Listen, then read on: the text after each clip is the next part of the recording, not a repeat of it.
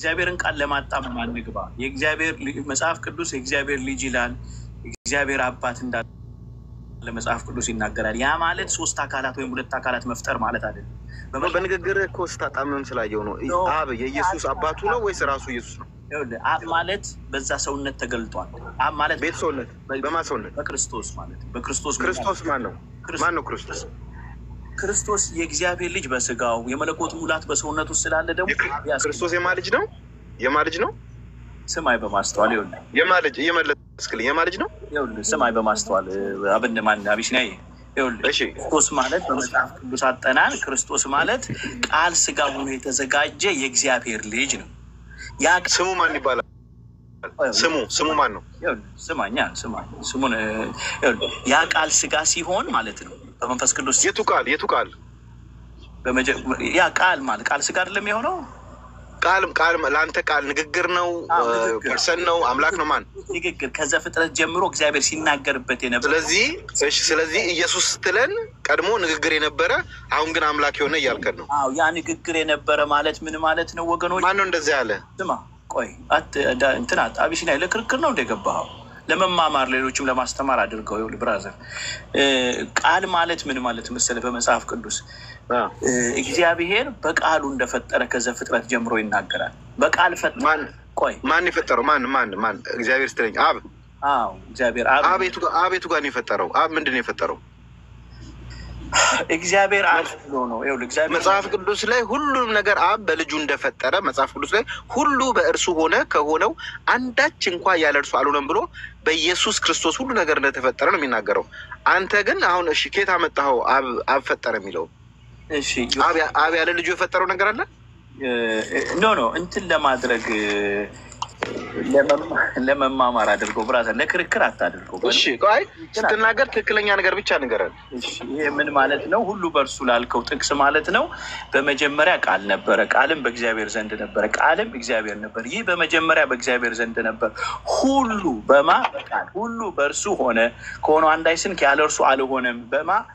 በቃል ማለት ነው። ሰማይ አሁን በአነበብኮ ላይ ቃልም ምን ነበር ይላል? ቃልም ምን ነበር ይላል? እግዚአብሔር ነበረ። አንተ ንግግር ነበር አላልከንም ቅድም? ያ ይሄ እንዴት ሆኖ ነው ንግግር የነበረው ካልክ ደግሞ ማስረጃ ከፈለክ ይኸው በመጀመሪያ አትቀበለውም? ቃልም እግዚአብሔር ነበረ የሚለውን አትቀበለውም? ይኸው እኮ እግዚአብሔር የቱ ጋር እንደነበረ ላሳየህ እኮ ነው ንግግር እንደነበረ። ይሄ እግዚአብሔር የተባለው ደግሞ ንግግርም ነበረ። እሺ አሳየን። በማስተዋል ስማ። ያዛ ጋር በመጀመሪያ ቃል ነበር፣ ቃልም በእግዚአብሔር ዘንድ ነበር አይደለም የሚለን? ቃልም ራሱ እግዚአብሔር ነበር አይደለም የሚለን? ምንድን ነው የሚፋለሰው? አንድ እኮ ነው።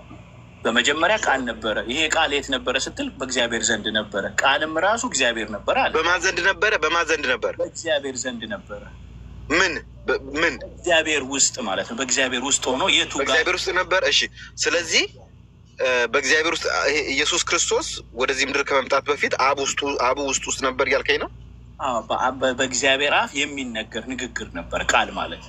ስለዚህ ኢየሱስ ክርስቶስ በዮሐንስ ወንጌል ምዕራፍ 16 ቁጥር 28 ላይ እኔ ይህን ዓለም ተዋለው ከአብ ወጥቼ መጥቻለሁ፣ ይህን ዓለም ተዋለው ወደ አብ ሄዳለሁ ይላል።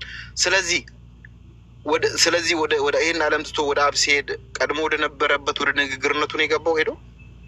በመጀመሪያ ያንን ሀሳብ ለመጠየቅ እዚህ ጋር መጀመሪያ ይግባ። ሳይገባ እዛ አትሄድ። በመጀመሪያ ቃል ቆይ ስማ፣ በመጀመሪያ ቃል ነበረ የሚለው የቱ ጋ ነው ብለህ ስታጠና ለመጽሐፍ ቅዱስ ጥናት እንዲመች ዘፍጥረት ላይ ነው መተህ ማጥናት ያለብህ። እሺ ከመቀጠላችን በፊት በነገራችን ላይ እኔ ዘመኔን በሙሉ የእናንተን ትምህርት ነው ያጠናሁት። የእናንተን ትምህርት ዘመኔ ከሕፃንነቴ ጀምሮ እስከ ዛሬ እስካለሁበት ሳጠናም የቆየሁት የእናንተን ትምህርት ከመጽሐፍ ቅዱስ እያስተያየው ነው። ጥናት የሰራዬ ሁሉ እሱ ነው። እሺ ሌላ ይሁን ምንም ችግር የለም እኮ። ይሄ እኮ መጽሐፍ ቅዱስ የመንፈሳዊ ነገር ነው፣ የፈቃድ ጉዳይ ነው። አንተ በፈለግከው መንገድ መረዳት ትችላለህ። ግን መጽሐፍ ምን ይላል መሰለህ? ጠማማ ትውልድ ስላለ የእግዚአብሔርን ቃል የሚያጣምም ለማቅናት ነው። ለምን አጣመምክ? ያንን ቃል እያወቅህ ለምን ታጣማለህ? ይላል ጠማማ ትውልድ። ይሄ ጠማማ ለምን ታጣመምክሽ? ለምሳሌ ቃል እግዚአብሔር ነበር እያለ አንተ ደግሞ ቃል ንግግር ነበር ብለህ ለምን ታጣማለህ? ቃል ንግግር እንደሆነ ደግሞ እዚህ ውስጥ ያሉ ሰዎች አንተ ቃል ንግግር አይደለም ብለህ ካልክ ወይ ፊዚካል ነው ብለህ ካልክ ታስረዳናለህ። ቃል ንግግር እንደሆነ ደግሞ ነው እዚህ እየሰሙ 10 ጥቅስ ዘፍጥረት ላይ ብቻ ሰጣሃለሁ ንግግር እንደሆነ 10። እሺ አሳየኝ። ዝም ብለህ ስማ። እሺ ስንዴ በደቂቃና ሌሎችም እድል ስለሚሰጣቸው አሁን እኔ የምነግርህን ቃል ማለት ንግግር እንደሆነ አለ እያለ እግዚአብሔር እንደሚናገር አስብልሃለሁ ማለት ነው። በዚህ መልክ ቃልን ከተረዳኸው በብሉይ ኪዳን ሁለት ደቂቃ ውሰድና ቃል ንግግር መሆኑን ንገረን። እኔም ደቂቃ ውስጥ አሳያለሁ። ይኸውልህ በመጀመሪያ አካላዊ ቃል ነው ብለህ ነው የምታምነው? ድምፅ ነው ብለህ ነው የምታምነው? ፐርሰን ነው። አካል ሰምታችኋል። ቃል ማለት አካላዊ ነው። ለሱ እኔ ነኝ የሚል ስሜት፣ እውቀት፣ ፈቃድ ያለው አምላክ የሆነ ነው እንጂ ንግግር አይደለም ኢየሱስ በብሉይ ኪዳን። ስለዚህ አካላዊ ነው ማለት ነው። አካል ሰማይና ምድርን የፈጠረ ጨረቃ፣ ከዋክብት የሚታየው የማይታየውን የፈጠረ አካል በቃ ይሄ እኔ ነኝ የሚል የሚናገር፣ የሚያይ፣ የሚሰማ ስሜት፣ እውቀት፣ ፈቃድ ያለው አካል ነው እንጂ አንተ እንደምትለው ኢየሱስ በብሉይ ኪዳን ንግግር አይደለም። ሁሉ ሰዓትን ይዘህ ወሰድና አስረዳ። ዘፍጥረት 1 ላይ ከዘፍጥረት 1 ጀምሮ እንዲህ ይላል። በመጀመሪያ እግዚአብሔር ሰማይና ምድርን ፈጠረ። ምድርም ባዶ ነበረች፣ አንዳችም አልነበረባትም። ጨለማም በጥልቁ ላይ ነበር። እግዚአብሔር መንፈስ በውኃ ላይ ሰፎ ነበር። እግዚአብሔር ብርሃን ይሁን አለ፣ ብርሃን ሆነ። እግዚአብሔር ብርሃንን መልካም እንደሆነ አየ። እግዚአብሔርን ብርሃንን ጨለማ ለየ። እግዚአብሔር ብርሃንን ቀን ብሎ ጠራው፣ ጨለማንም ሌሊት አለው። ማታም ሆነ አንድ ቀን ሆነ። እግዚአብሔር በሆነች መካከል ጠፍር ይሁን አለ። እንግዲህ እግዚአብሔር ጠፍር ይሁን አለ። ሰማይም ከጠፍርም በላይ ሆኖች እንዲሆኑ ይሆናል። እግዚአብሔርም ጠፍርም ብሎ ጠራው። እግዚአብሔርም ከሰማይ በታች ያለውን በአንድ ስፍራ ይሰብሰቡ፣ የብስም ይሁን አለ። እግዚአብሔርም የብስ ብሎ ጠራው። አለ የሚለውን ቃል ነው ከቁጥር 1 እስከ 25 ድረስ ጊዜያችንን ለመጠቀም አለ ብሎ በቃሉ እንደፈጠረ ነው የሚነግረን። ቁጥር 26 እና 27 ላይ ሰውን በመልኩ ፈጠረ ይላል። ሰው የሚባል ደግሞ አሁን ፊዚካሊ የተፈጠረ ማንነት አለ ማለት ነው። ምዕራፍ 2 ላይ መተን ስንመጣ ቁጥር 2:7 ላይ እግዚአብሔር አምላክ ሰውን ከምድር አፈር አበጀው። አሁን ሰውን ነው ከምድር አፈር አበጀው። እንደነዛ በቃሉ አለ ብሎ ሳይሆን የፈጠረው በእጁ ነው ያበጀው። የህይወትንም እስትንፋስ አለበት፣ ሰውም የሕያው ነፍስ ያለው ሆነ ይላል። ከዛስ በኋላ ከዚህ ሰው ጋር በምን ግንኙነት አደረገ ብለን ስንል እግዚአብሔር አምላክን ሰውን እንዲህ ብሎ አዘዘው ነው የሚለው። ከዛስ እግዚአብሔር አምላክ ሰውን እንዲህ ብሎ አዘዘው፣ ከገነት ዛፍ ሁሉ ትበላለህ፣ ነገር ግን መልካሙና ክፉን ከሚያስታውቅ ዛፍ አትብላ፣ ከእርሱ በበላህ ቀን ሞትን ትሞታለህ። ከዛ ይሄንን ቃል ኪዳን ይሄን ትእዛዝ ሰጠው። ይሄን ትእዛዝ ሲተላለፉ እንደገና ቁጥር ምዕራፍ 3:8 ላይ መጥቶ ምን ይለዋል? እነርሱም ቀኑ በመሸ ጊዜ እግዚአብሔር አምላክን ድምፅ በገነት ውስጥ ሲመላለስ ሰሙ። አዳምንም ሚስቱ ከእግዚአብሔር አምላክ ፊት በገነት ዛፎች መካከል ተሸሸጉ። እግዚአብሔር አምላክን ጠርቶ ወዴት ነህ አለ። እርሱም አለ በገነት ድምፅን ሰማሁ፣ ራቁቴንም ስለሆንኩ ፈራሁ ተሸሸኩም አለ ይላል። እግዚአብሔርን አዳም በምንድን ነው የሚያውቀው? በድምፅ ነው የሚያውቀው እንጂ ፊዚካሊ ፎርም ኖሮት አያውቀውም ማለት ነው። እንደዚሁ ደግሞ ምዕራፍ 2:16 ላይ ምዕራፍ 1 ከ1 እስከ 25 እንዳየ ነው። እንደገና ምዕራፍ 2:16 ምዕራፍ 3 ላይ እንዳየ ነው። እንደዚሁ ምዕራፍ 3:8-10 እንዳየን ምዕራፍ 6 ላይ ደግሞ ምዕራፍ 6:13 ለኖህ ሲገለጥለት እግዚአብሔር ኖህን አለው ነው የሚለው። አንድ ደቂቃ ይጨመርልህ፣ ሰዓት አልቋል። ይጨመርልህ አንድ ደቂቃ ወይስ እኔ ልቀጥል? አለቀ። ማን ነው የያዘው ሰዓት? 2 ደቂቃ ነው። ትቀጥላለህ። አንድ ደቂቃ ይጨመርልህ። ማን ነው ሰዓት ያዥ ያደረገው? አይ 3 ዳን ያልኩህ ነው። እኔ መያዝህን አላወቅኩም በነገራችን ላይ። እሺ ትጨምራለህ። አንድ ደቂቃ ወይስ እኔ ልቀጥል? ብቻ እኔ አሁን 10 ጥቅስ ስላልኩ ስጠኝ ስላልክ ነው ያንን ለማምጣት ነው። እሺ ማለት ነው። ምዕራፍ 6:13 ላይ አለ ይለዋል ለኖህ ማለት ነው። ልክ እግዚአብሔር አሁን በምን አይነት መልክ እንደተገለጠ መጀመሪያ ስለ እግዚአብሔር ነው የምትነግረን። ከዛ ክርስቶስ ወይም የሚባለው እንዴት እንደኖረ ትነግረናለች። እሺ በመጀመሪያ ደረጃ መጽሐፍ ቅዱስ ሲናገር አብ ፕላን አውጪው እንደሆነ እና ሁሉን ነገር አቤት 10 ጥቅስ ስጠኝ ነው ያልከኝ። ሳልጨርስ ነው 2 ደቂቃ እናደርግና ያልኩህ ደቂቃ አልጨምርልህ ነው። አዎ ምክንያቱም ላይ ቆይ ደቂቃ መጨመሩ ዘፍጥረት ላይ 10 ጥቅስ እሰጥሃለሁ ዘፍጥረት ላይ ብቻ እንጂ ከዘፍጥረት እስከ ሚልኪያስ እስከ ብሉይ ኪዳን እግዚአብሔር ቃል ሆኖ ብቻ ነው እንጂ የተገለጠው በቃሉ ይፈጥራል። አሁን ፈጠረ ብለህ ያሳየን አብ መሆኑን በምን አወቅ? እግዚአብሔር ይላላ። እግዚአብሔር አብ እኮ ነው። እግዚአብሔር መሆኑን ቃልም እግዚአብሔር አልተባለም እንዴ? እኮ ያ ቃል ንግግሩ ነው። እዚህ ቃል ማለት ስለዚህ የምታመልከው ኢየሱስ በብሉይ ኪዳን ንግግር ነበር አይደል? ይኸውልህ በብሉይ ኪዳን ኢየሱስ ማለት እኮ ቃል ስጋ ሲሆን ነው። አቢሲናዬ ቃል ስጋ ሆኖ በብሉይ ኪዳን ነው። በአዲስ ኪዳን ቃል ስጋ ሲሆን እና በብሉይ ኪዳን ንግግር ነበረ። ስለዚህ ኢየሱስን የዘላለም አባት ትለዋለህ፣ በብሉይ ኪዳን ግን ንግግር ነበር። በአዲስ ኪዳን የዘላለም አባት ሆነ፣ በብሉይ ኪዳን ግን ንግግር ነበር አይደል? አንተ አምላክ አንተ ትገልጥልናለህ፣ አታጋጨው። እሺ ልቀጥል ወይስ ትቀጥላለህ? ደቂቃ አንተ እኮ ነው የገባህብኝ። ሊጨርስ ልስትል እየነበረ እሺ ጨርስ። እሺ ጨርስ አንዴ ቃ እሺ። ይኸውልህ በብሉይ ኪዳን አሁንም ጥቅሶችን ጨምሬ የማነበው ለእነዚህ ሰዎች ሲገለጥላቸው የምትቀዳውን ላቸው ያስተጋባብን ነው ስቀዳ። ይኸውልህ እኔ ጋር ችግር የለም ኢትስ ኦኬ። ይኸውልህ በብሉይ ኪዳን ምን ጊዜ መጽሐፍ ቅዱስን ስታነብ ለኖህ አሁን ስነግርህ ምን ብሎ ተገለጠለት? ቃል ኪዳኔን ካንተ ጋር አደርጋለሁ አለው ነው የሚለው። ቃል ኪዳኔ መርከብ ስራ ይለዋል። እንደገና 8:15 ላይ ራሱን መጥቶ ምን ይለዋል? እግዚአብሔር ለኖህ እንዲህ አለው የሚለው ቁጥር 15 ላይ መጥቶ ለኖህ ማለት ነው። ዘፍጥረት 8:15 ላይ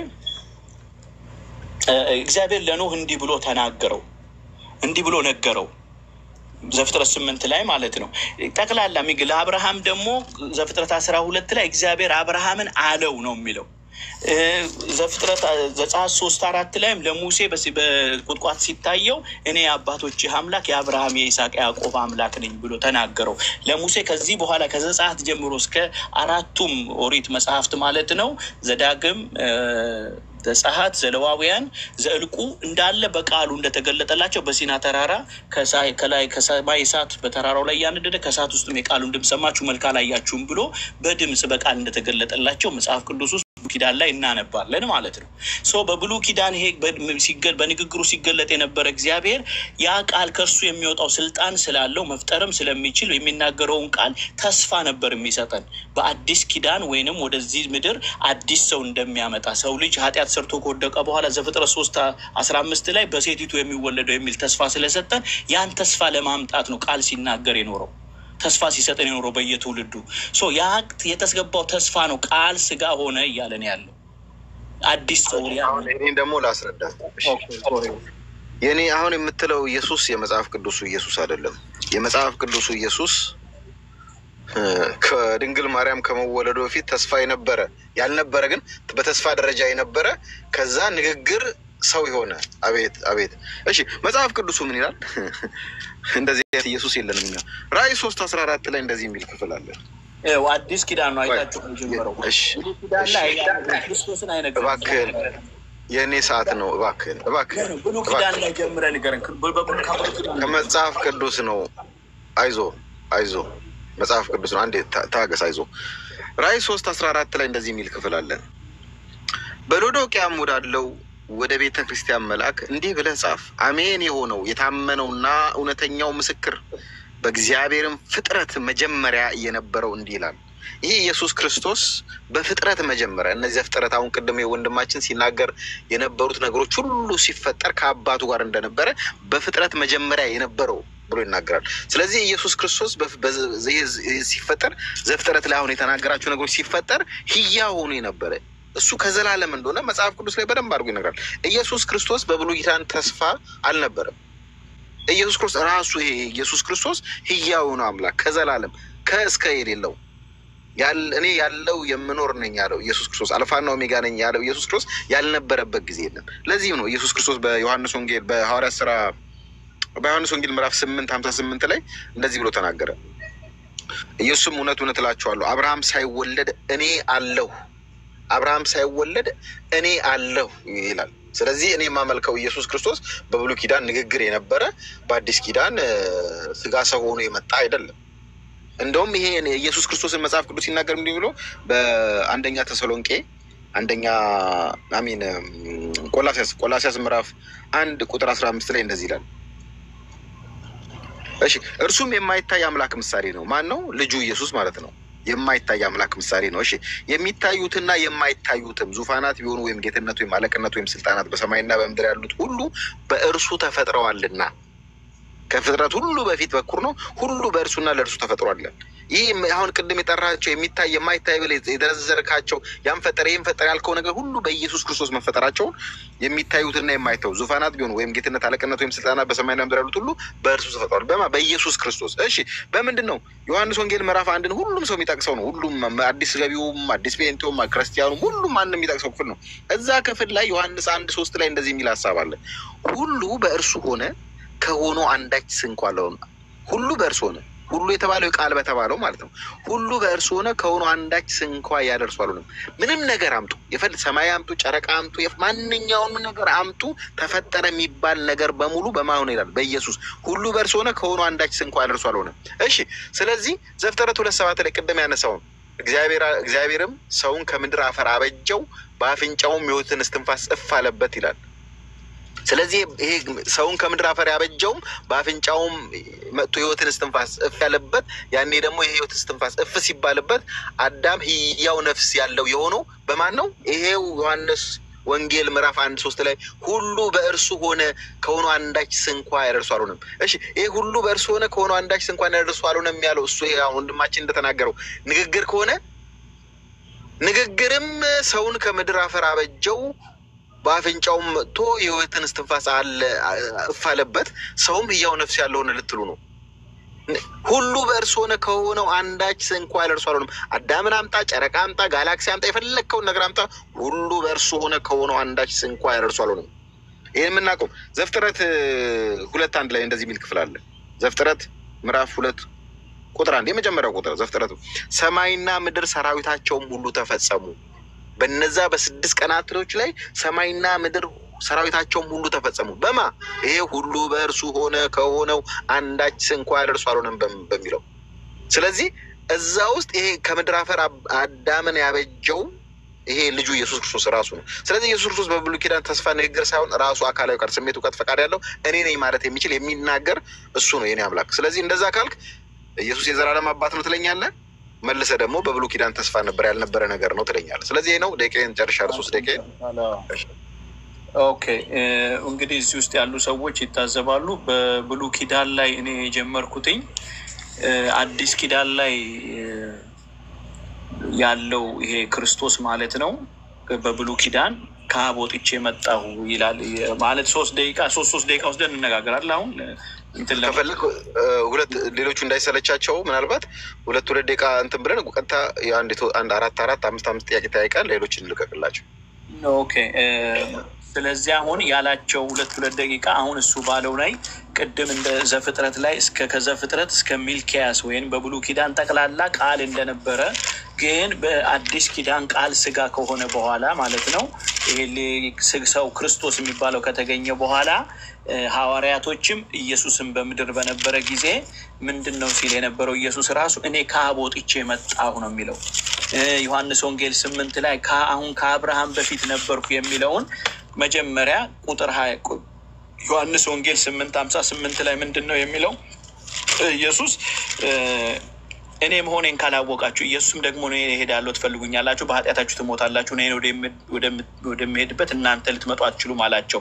አይሁድም እኔ ወደምሄድበት እናንተ ልትመጡ አትችሉም ማለቱ ራሱን ይገላል እንጂ አሉ። እናንተ ከታች ናችሁ፣ እኔ ከላይ ነኝ። እናንተ ከዚህ ዓለም ናችሁ፣ እኔ ከዚህ ዓለም አይደለሁም። እንግዲህ በኃጢአታችሁ ትሞታላችሁ አልኳችሁ፣ እኔ እንደሆንኩ ባታምኑ በኃጢአታችሁ ትሞታላችሁ አላቸው። እንግዲህ አንተ ማነህ አሉት። ኢየሱስም ከመጀመሪያ ለእናንተ የተናገርኩ ነኝ። አሁን በብሉይ ኪዳን ለነቢያት ክርስቶስ የሚባል ተናገረ የሚል የለም። እግዚአብሔር በቃሉ ተናገረ ነው የሚለው በመጀመሪያ ጀምሮ እና አብርሃም። አሁን ከዚህ በኋላ አብርሃም የሚለውን ቁጥር 58 ላይ ነው የምናገኘው። ከዚህ በኋላ በብዙ ክርክር ካህናቶቹ ጋር ሲከራከር ይቆይና ቁጥር 58 ላይ ሄደው ነው ስለ አብርሃም አባታችን አብርሃም ቀኔን ያይ ዘንድ አባታችሁ አብርሃም ቀኔን አንተ የአብርሃም ልጅ ብትሆን አብርሃም የአብርሃም ልጅ አባታችሁ አብርሃም ቢሆን ኖሮ እኔን ልትገሉኝ አትፈልጉኝም ነው የሚላቸው። ምክንያቱም ለአብርሃም ተስፋ የሰጠው እኔ ነኝ ነው እያለ ያለው። ስለዚህ አባታችሁ አብርሃም ቀኔን ያይ ዘንድ ሐሴት አደረገ፣ አየም ደስም አለው። አይሁድም ገና 50 ዓመት ያልሆነ አብርሃምን አይተሃልን አሉት። ኢየሱስም እውነት እውነት እላችኋለሁ አብርሃም ሳይወለድ እኔ አለሁ አላቸው። ይሄ እንግዲህ ማን ነው ማለት ነው? ቁጥር 21 ላይ እኔ ከመጀመሪያ ስናገር የነበርኩ እኔ ነኝ ያለው ያ ያህዌ ወይም ስለ አብ እንደነገራቸው አላስተዋሉም ይላል። ዝቅ ብሎ ያ ራሱ ሲናገር የነበረው ነው። ዮሐንስ ወንጌል 1 ላይ በመጀመሪያ ቃል ነበር ብሎ ዮሐንስ ሲጽፍልን ያ በብሉይ ኪዳን የነበረው ቃል በመጀመሪያ ቃል ነበር፣ ቃልም በእግዚአብሔር ዘንድ ነበር፣ ቃልም እግዚአብሔር ነበረ። ያ ሲናገር የነበረውን ቃሉን ነው ተስፋ አድርጎት ቃል ስጋ ሆኖ ጸጋንና እውነትን ተሞልቶ በእኛ አደረ፣ በእቅፉ ያለው አንድ ልጁ እርሱን ተረከልን የሚለው ስለማ ስለ እግዚአብሔር የተረከልን ኢየሱስ ነው። አሁን ኢየሱስ እውነት የእግዚአብሔር ልጅ ነው ብለን ካመን፣ ኢየሱስ ስለ እግዚአብሔር ይንገረን ብለን ካመንን፣ በራሳችን ፈልስፈን ሌላ እግዚአብሔር ሰማይ ላይ ካልገለጥን፣ ኢየሱስ ስለ እግዚአብሔር ሲነግረን እኔ ከመጀመሪያ ነበርኩ፣ እኔ በእርሱ ውስጥ ነበር፣ እኔ ከእርሱ ወጥቼ መጣው፣ እርሱን አሳየን ሲሉት እሱ በእኔ ይኖራል፣ ስራውን የሚሰራው እሱ ነው እያለ ነው። ምክንያቱም ያ መለኮት በስልጣን ሲፈጥር የነበረው የማይታየው በቃል ሲናገር እና ሲፈጥር የነበረው በቃሉ ስልጣን ለሰዎች በቃል ሲናገር የነበረው አሁን ግን ቃሉን ስጋ አድርጎ ሰውን ለማዳን ወደዚህ ዓለም መጣ። ስለዚህ ዮሐንስ ወንጌል 15:20 ላይ ምን ይላል?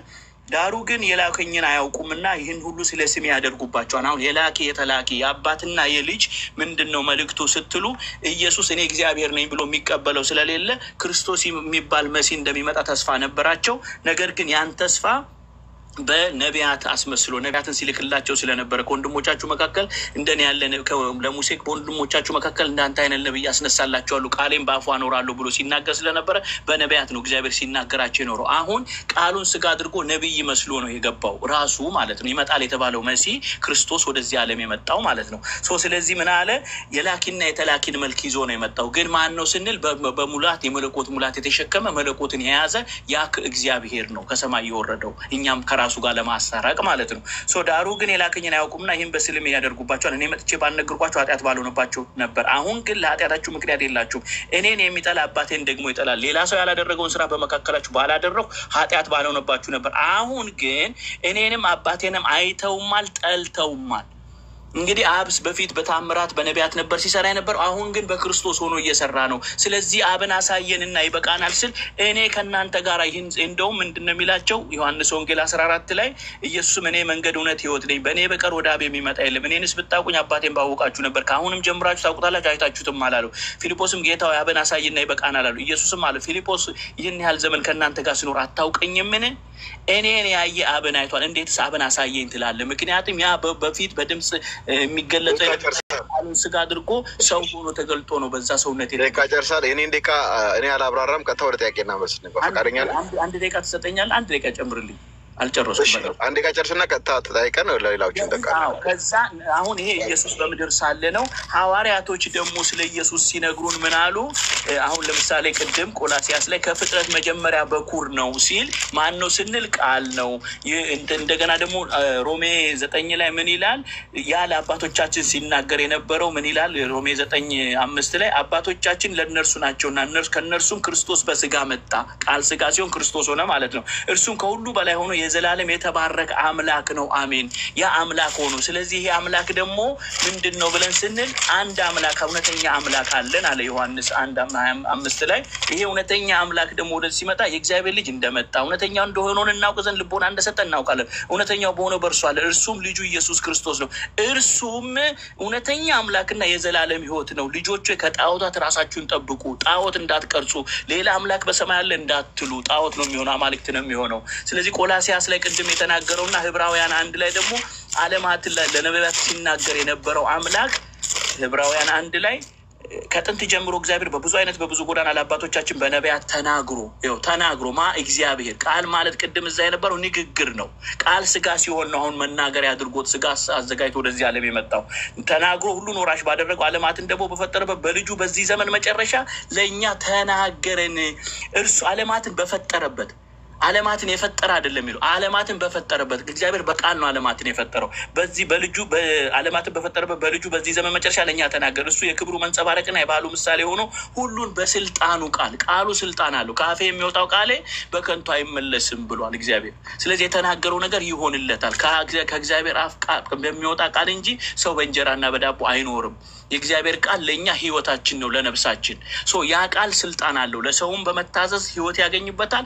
ለፍጥረታትን ሁሉ መፍጠር የሚችለው የቃሉ ስልጣን ነው። ያ ቃል ስጋ ሆኖ ነው በምድር ላይ ተመላልሶ የሰውን ኃጢአት በዛ ስጋ ኮንኖ ወደ ሰማይ ያረገው። ስለዚህ በውስጣኙ ባህሪው መለኮት ይባላል፣ በውጫዊ ባህሪው ቃል ስጋ ስለሆነ ሰው ሆኖ ስለተገለጠ የሰው ልጅ ወይም በሰው ቅርጽ ስለተገኘ የሰው ልጅ ያስብሎ ይለዋል መጽሐፍ ቅዱስ። ስለዚህ አባትና የልጅ መልክ አለው ማለት ነው።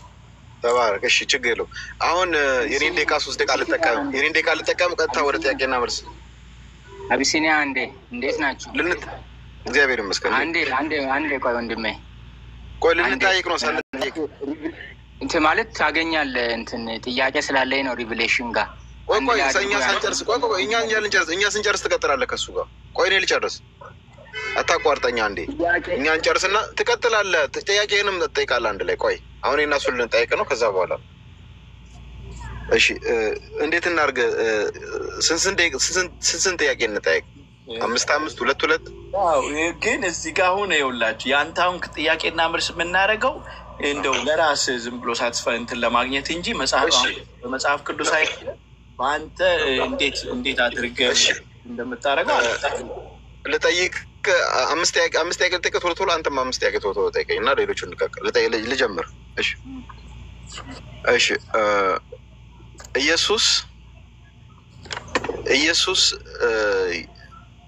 ኢየሱስ የአብ ልጅ ነው ወይስ ራሱ አብ ነው? የመጀመሪያው ጥያቄ። ወይም ቆይ ሰዓቱን ሌላ አንድ ጊዜ አሁን ከስንት ይላል መሰለህ? እኔ ጋር ነው 5 ጥያቄ ጠይቅ። ያው ለሌላው ሰው ጥያቄና መልስ። አሜን። ምንም እኔ ጥያቄና ከሌላ ሰው ጋር ብነጋገር ይሻላል። በቃ አንተ መረዳት አግኝቼዋለሁ። ምንም አይረባኝ ነው እንደዛ። ይሄን ሁሉ ደቂቃ የለቀኩልህ እኮ ለሌሎቹ ሰዓት ቆጥቤ እንጂ እኔ እኮ ለአንተ አይጠቅምም። ለአንተ ዝም 24 ሰዓት እኮ 24 ሰዓት ማውራት እችላለሁ ሳላቆም።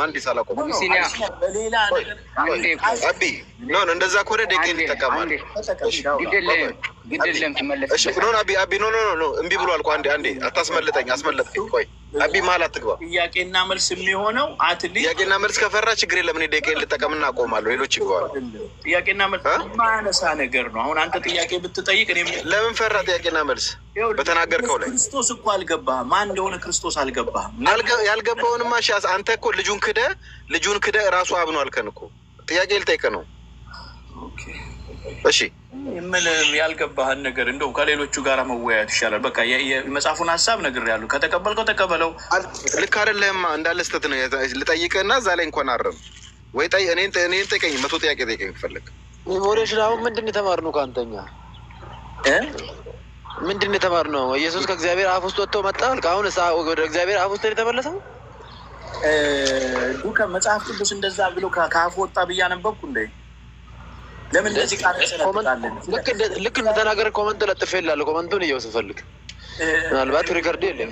መብትህ እኮ ነው። አንተ የፈለግከውን ማሰብ የፈለግከውን መገመት ይችላል። እኔ ግን የተጻፈ ቃል ማሰብ አይደለም። ከእግዚአብሔር አፍ ውስጥ መጥቶ ወጣ አልክ። ወደ እግዚአብሔር ተመለሰ አልክ።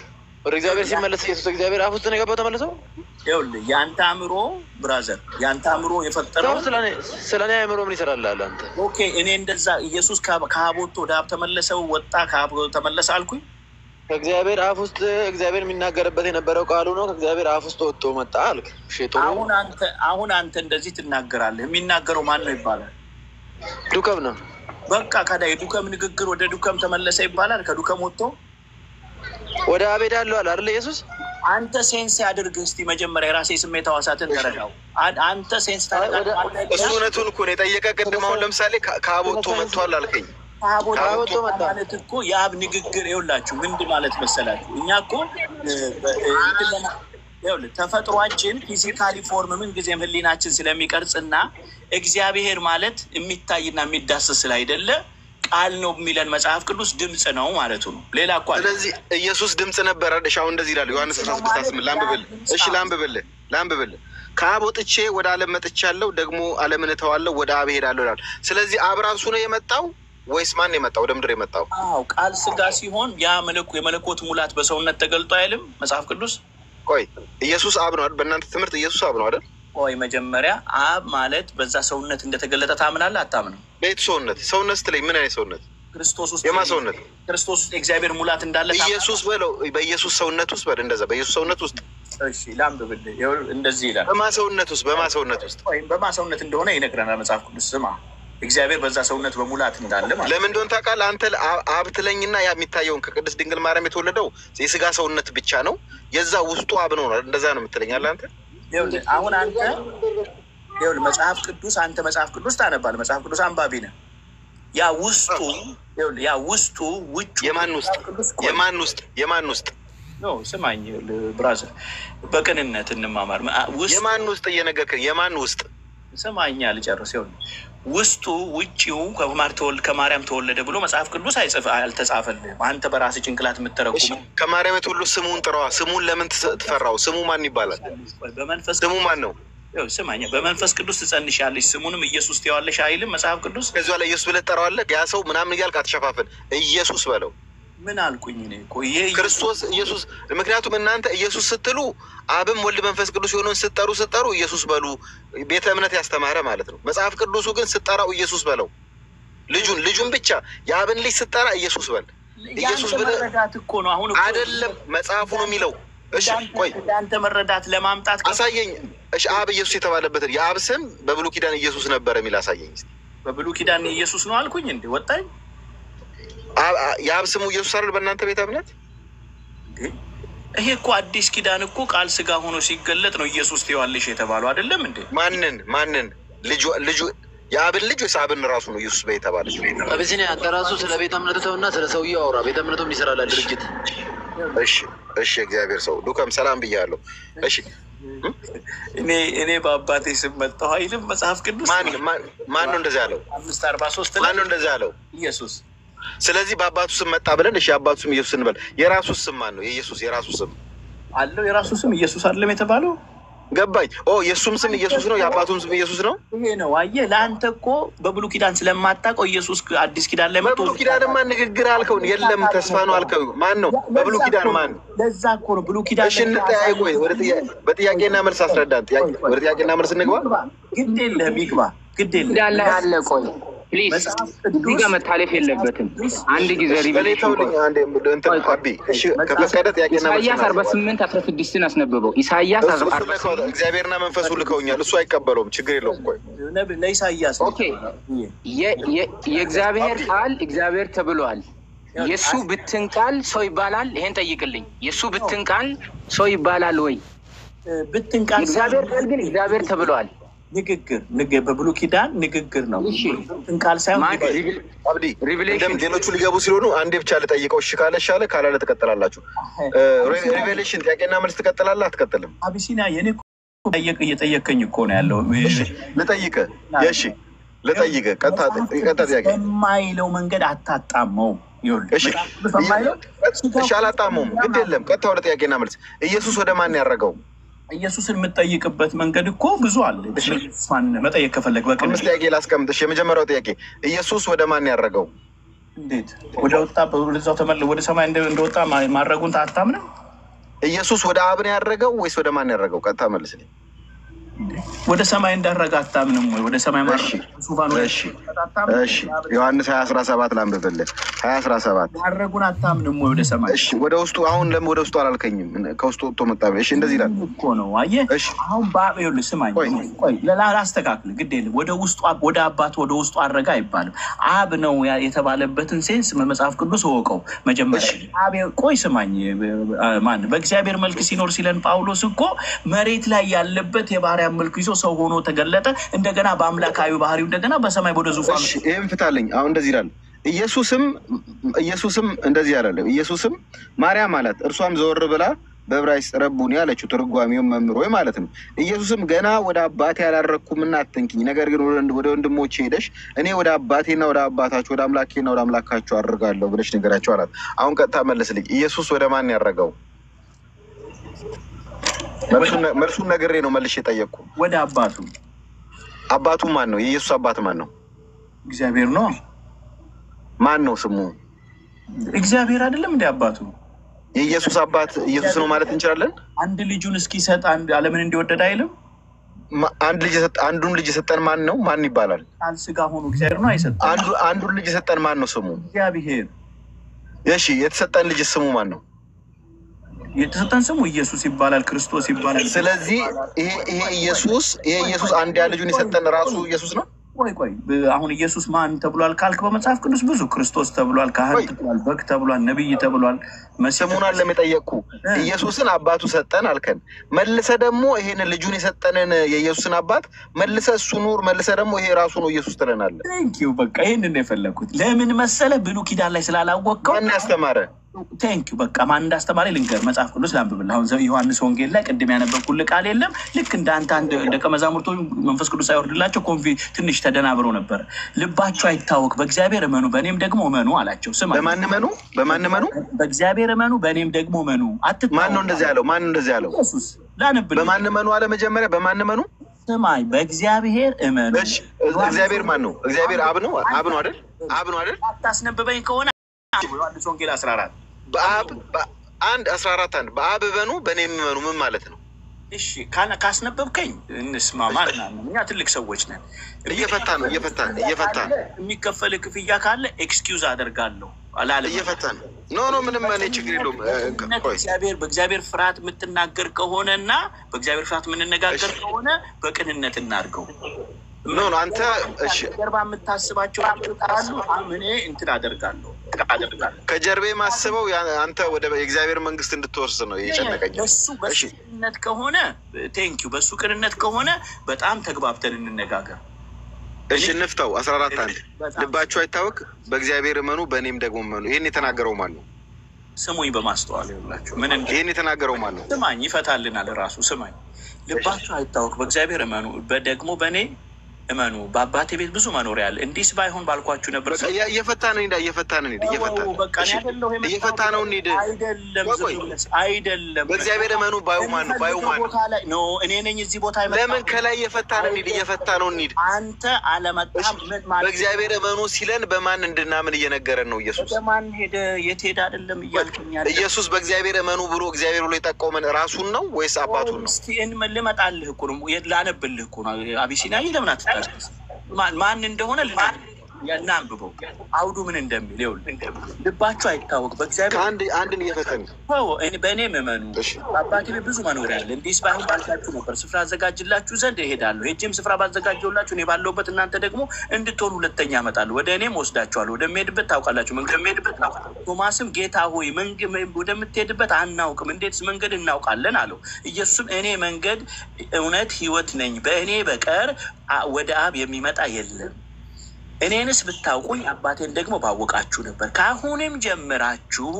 ታውቁታላችሁ አይታችሁትማል አለው አሁን ከላይ ምን አለ በአባቴ መኑ በእኔ መኑ ግን እንዴት አድርጎ ወደ አብና ወልድን ሊያስረዳ እሺ የፈታን ከአንድ ቁጥር ጀምር ከአንድ ቁጥር እሺ ስለዚህ ኢየሱስ ከቁጥር አንድ የፈታን እንሂድ አሁን እንዴት ሊያስረዳን እኮ አቤቱ የት እንዳለ እየጠየቁ ከቁጥር አንድ እንጀምር እየፈታን እንሂድ ቆይ ከዛ ኧረ በጌታ እየፈታን እንሂድ ይኸውልህ ፊልጶስም ጌታ ሆይ አብን አሳየንና ይበቃናል አለው ኢየሱስም አለው አንተ ፊልጶስ ይህን ያህል ዘመን ከእናንተ ጋር ስኖር አታውቀኝምን እኔን ያየ አብን አይቷል እንዴትስ አንተ አብን አሳየኝ ትላለህ እኔ በአብ እንዳለው አብን በእኔ እንዳለ አታምንምን ልክ ጳውሎስ እግዚአብሔር በክርስቶስ ሆኖ ዓለምን ከራሱ ጋር ያስታርቃል ብሎ እንደነገረው ሁለተኛ ቆሮንቶስ 5 ላይ ወይም እግዚአብሔር በእግዚአብሔር መልክ ሲኖር ሳለ እንዳለን ማለት ነው ልክ እዚህ ጋር አብ በማ ውስጥ ይኖራል ስንል ከላይ ቁጥር አንድ እንፍታ ምን አዘለለ ከቁጥር አንድ እንጀምር እሺ እንጀምር አብና ወልድ እንፍታ ከቁጥር አንድ እሺ ኢየሱስ በእግዚአብሔር እመኑ ያለን እግዚአብሔር ብሎ የጠቆመን ማንን ነው አብ ነው እኮ አልኩ አብን እሺ ከዛ በእኔ ደግሞ እመኑ ያለው እኔ ያለው ማንን ነው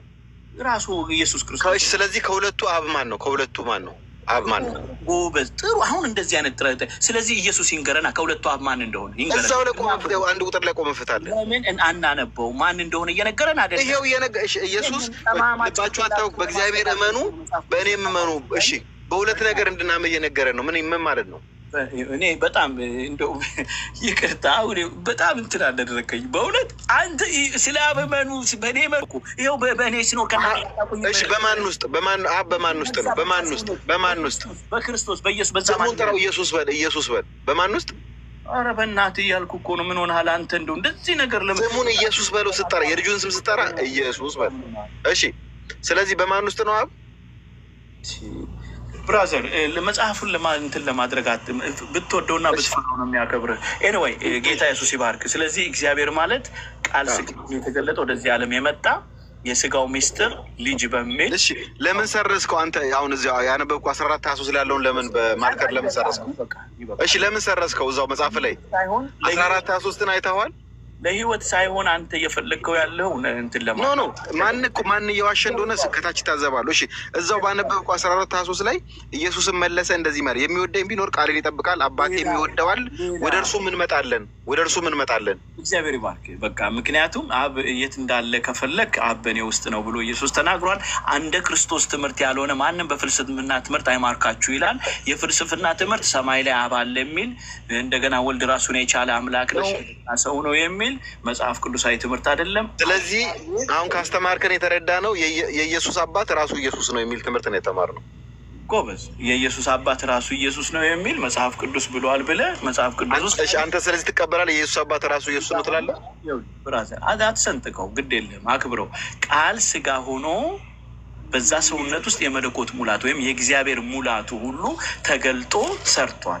ስለዚህ መጽሐፍ ቅዱስ የኢየሱስ አባቱ ወይም የእግዚአብሔር አባቱ እያለ መጽሐፍ ቅዱስ እንዳታጣሙ ማለት ነው። አንተ ትሁትና ቅን ሰው ከሆንክ ኢየሱስ የአብ ልጅ ነው ወይስ አይደለም ይላል እኮ መጽሐፍ ቅዱስ። አቢሲኒያ የማን ልጅ ነው? የእግዚአብሔር ልጅ አይልም እንደ አንድ ልጁን እስኪሰጠን ይላል እኮ። ልጅነቱ የልጅነቱ ሚስጥር የአብ ልጁ ማን ነው? ማን ይባላል? የአብ ልጅ ማን ይባላል? ልጅነቱ ሚስጥር ቃል ስጋ ሆኖ ነው። የአብ ልጅ ማን ይባላል? የአብ ልጅ ማን ይባላል? ኢየሱስ ነው፣ ኢየሱስ ክርስቶስ። ስለዚህ ኢየሱስ ተመልሶ ደግሞ እንዴት ነው አባቱ የሆነው? እሺ እሱን አስረዳ። ቃል ስጋ ሲሆን ያ በዛ ቃል ስጋ በቃ ሌሎች መቀጠል አለባቸው። አልቻልክም። ሪቬሌሽን ሌላ ጊዜ ተዘጋጅተህ ወይስ አቢሲኒያ የአብ ልጅ ኢየሱስ ክርስቶስ ይባላል አይደል? ኢየሱስ ተመልሶ ደግሞ አብ ይሆናል? አይሆንም። እኔ ከአባቴ ሰምቼ የምናገራችሁ ነኝ አለ እኮ። ከእግዚአብሔር ሰምቼ የምናገራችሁ ነኝ ካለ እንዴት ራሱን ራሱ የሚሰማው? ከእግዚአብሔር የሚሰማው እንዴት ነው? ሪቮሉሽን ቆይ አቢሲኒያ ጋር እያወራሁ ነው። ራሱን በራሱ ራሱን የሚሰማ ከሆነ ይሄ በእኛ ድራማ እየሰራ ነው ኢየሱስ ጌታችን። ከዛ ውጭ ግን መጽሐፉ የሚለው ከእግዚአብሔር ሰምቼ የምናገራቸው እኔ ሰው ነኝ አለ እኮ ኢየሱስ። አብ ደግሞ እኔ ሰው አይደለሁም አለ። ስለዚህ ይሄ በምንም አይነት ጭንቅላት ቀበላ እኔ እንጃ። በምን ለስልስ ነው ይባላል በመጽሐፍ ሪቨሌሽን ጥያቄ አለ። ጥያቄ ካለ 40 ጥያቄ ጠይቀኝ ቶሎ 40 ጥያቄ ጠይቀኝ። አንተ ደግሞ ፊሽካ አትንፋ አቢሲኒያ። ኖ እኔን ብቼን ተባብረው እንትን አሉኝ እንዳይለው። አንድ ጥያቄ ጠይቅ። ጥያቄ ይጠይቀው ይመልስልህ። ጠይቀኝ። እሺ በጣም የከበረውን ጥያቄ ጠይቀኝ። ጠይቀኝ። ማን ሪሌሽን ጥያቄ አለ? ማንኛውም ጥያቄ ጠይቀኝ። ከዘፍጥረት እስከ ደስ ያለ ጥያቄ ጠይቀኝ። አስወራው ልጠይቀው። ሉካም ስማ፣ ያው ጠይቀኝ። ቦታ ሳትሄድ የትም ቦታ ሳትሄድ እሺ ሉካም የሚዩት አድርገው። እሺ በብሉይ ኪዳን ኢየሱስ ክርስቶስን ወደ ምድር ከመምጣቱ በፊት በሰማይ እንደነበረ ታምናለህ አይደል? አዎ። ኦኬ። አሁን አንተ ኢየሱስ በሰማይ ነው ብለህ ስትል ማለት ነው። አዎ። ልክ እኔ አሁን ቅድም ኢየሱስ በብሉይ ኪዳን ድምፅ ሆኖ ወይም ከእግዚአብሔር ሀሳብ የሚገልጥ በቃሉ እንደነበረ ብዬ ቃል ስጋ ሆኖ ክርስቶስ የሚባል ወደዚህ ዓለም እንደመጣ እንደተናገርኩት አንተ ደግሞ ያ እግዚአብሔር ኢየሱስ ክርስቶስ ምን እንደነበረ ንገረን። በምን አይነት መልክ ነበረ በብሉይ ኪዳን? ዮሐንስ 17:5 ነው። አዲስ ኪዳን ልጄና አባቴ አትቀበልም? ልጄና አባቴ የሚለው ቃል እኮ አንተ አዲስ ኪዳን እኮ መታጎሪያ የሆነው እኮ ለስላሴ ብሉይ ኪዳን ላይ ስለማናገኘው እኮ ነው። እንትን ጁሽ ነህ አትቀበለውም? አዲስ ኪዳን እኔ ብሉይ ኪዳን አዲስ ኪዳን ላይ ቃል ስጋ ከሆነ በኋላ ልጄና አባቴ ከመጽሐፍ ቅዱስ ከዘፍጥረት እስከ ራዕይ አልወጣ እንጂ ለጠየቀኝ መልስ ከዘፍጥረት እስከ ራዕይ ካመጣው ትቀበላለህ? እኔ ብሉይ ኪዳን ላይ ነው። ኢየሱስ ከአብ ወጥቼ አዲስ ኪዳን አትቀበልም? ነው እቀበላለሁ። ግን ቃል ስጋ ከሆነ በኋላ ያለው እሱ መደበቂያ ሆነ እኮ በብሉይ ኪዳን ማናቀው። በብሉይ ኪዳን ስላሴ አያውቀውም። በብሉይ ኪዳን አያውቀውም እኮ የስላሴ ትምህርት ማንን እሺ ዘፍጥረት 3:22 ላንብብልህ። ዘፍጥረት 3:22 እግዚአብሔር አምላክም አለ እነሆ አዳም መልካምና ክፉን ለማወቅ ከእኛ እንደ አንዱ ሆነ። አሁንም እጁን እንዳይዘረጋ ደግሞም ከሕይወት ዛፍ ወስዶ እንዳይበላ ለዘላለም ሕያው ሆኖ እንዳይኖር ይላል። ስለዚህ እግዚአብሔርም አለ ከእኛ እንደ አንዱ የሚለው እግዚአብሔር ከእኛ እንደ አንዱ ያለው ማንና ማንን ቆጥሮ ነው? እስቲ መልስልኝ። ለእኔ ነው እንዴ ጥያቄ የምትጠይቀው? አስረዳ ነው እያልኩ ያለው። ይኸው እዚህ ኦኬ ተነጋግረን ጥያቄ አትጠይቅ። ይሄ ማለት ክርስቶስ ካልክ ይኸው እዚህ ሰሚዎች አሉ፣ ይውሰዱ የሚወስዱትን። አዳም ክፉና ለማወቁን ከማወቅ ከነማን ነው እንዳንዱ የሆነው? እኔን ጥያቄ አትጠይቀኝ። እኔ እናንተ ጥያቄ መልስለትና አንተም ጠይቀው መልሰህ ጥያቄ መልስክለት። ኖ እኔ ጠይቀኝ። እኔ አንድ አቢሲኒያ ዱከም አንድ አቢሲኒያ ዱከም ቅድም ብዙ ተነጋገርንበት። ሬቨሌሽን ጥያቄ ስትጠየቅ መልስ ስጥበት። እስካሁን ዝም ብለህ አሁን ምንድን ነው ያነቃህ? ይሄ ነው። ቆይ ለምን እኔ እየሰማሁ ነው።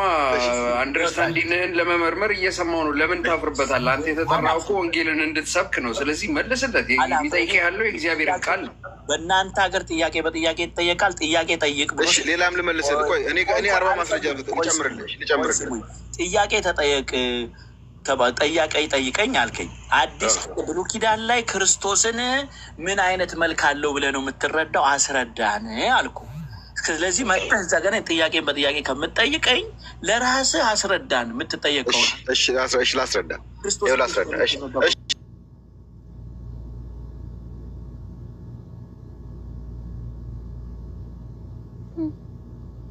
ኔትወርክ ማለት ቢስሚላ ተጨረሱ እኮ ፈጣሪ። ጉድ ይሄን ያህል ሰዓት ሙሉ እርስ በራሳቸው ነው የሚጨቃጨቁት። ግን አንድ ላይ ምንም መግባቢያ ነጥብ ላይ አልደረሱም። ያ አላህ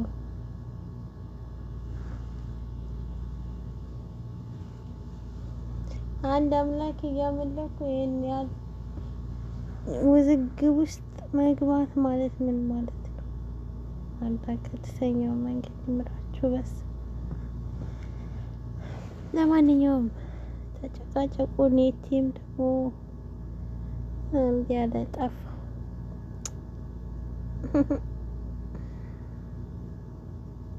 ተመለሰ አልመጣም።